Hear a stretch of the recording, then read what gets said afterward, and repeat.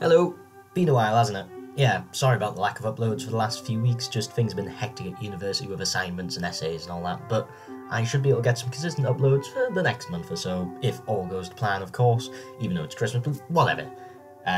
We're talking about Shada today. It's going to be a bit of an unstructured video, because as you may know, I script most of my videos, at least I have for about the past year, but today we're just going to give my thoughts on it, you know, rather than script anything, just going to give my raw thoughts just in case you're interested in my opinion, which apparently 670 odd of you are, so I'm relatively pleased about that. But anyway, Shada. So first of all, of course, the story. That's the most important thing to talk about, because at the end of the day, that's what I come to Doctor Who for. And it is quite an interesting story. It really builds up very well to the point where it feels like it's on an epic scale at the end. Even though when you look at it, it isn't actually that epic, if you know what I mean. It's just written in such a good way, and it doesn't feel like a six-part at all. It just flies by. Not that I'm ever averse to six-parters, I'm quite a fan of longer episodes, but this just, it works really well. It's brilliant writing. It's not like the best thing ever. It may not blow your mind, but it's just really tautly written, and it has an interesting idea. It's got good twists and turns, and a lot of great characters, actually.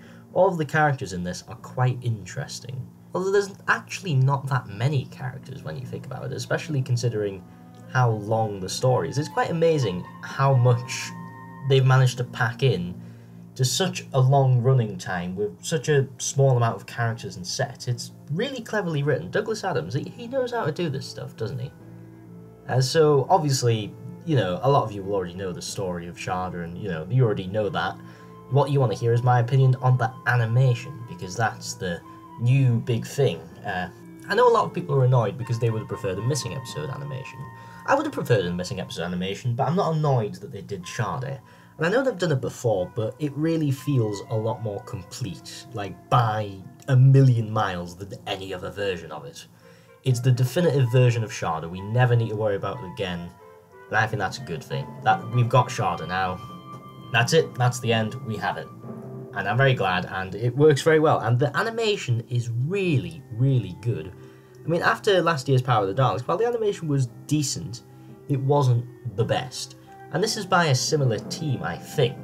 But yeah, it's absolutely brilliant. It's realised really well. Sure, some of the movement looks a bit awkward, but everything else is done really well. I really want to see them do another missing episode, as I feel they've really honed their skills and could do something great. I mean, personally, I hope they either do Fury from the Deep or the Macra Terror, as they're two ones I feel that would particularly benefit from animation.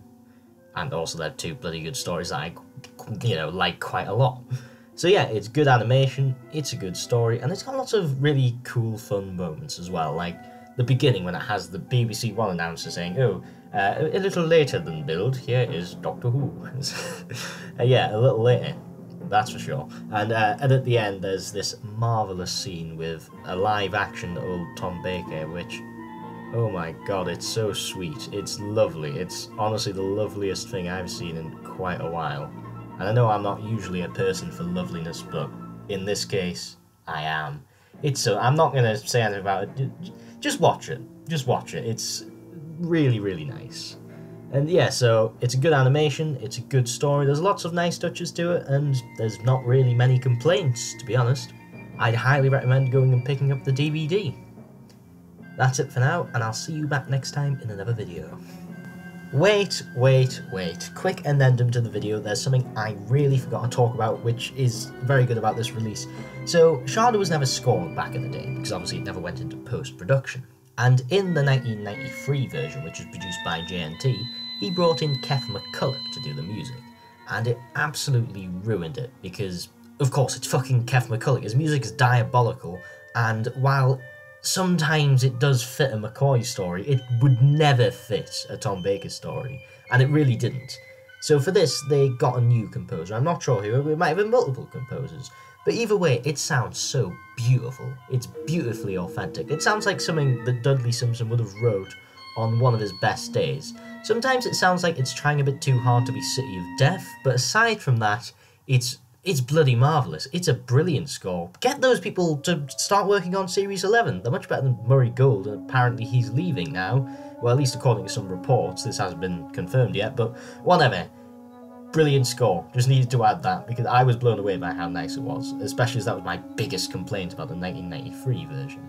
Anyway, that's really it now. Goodbye.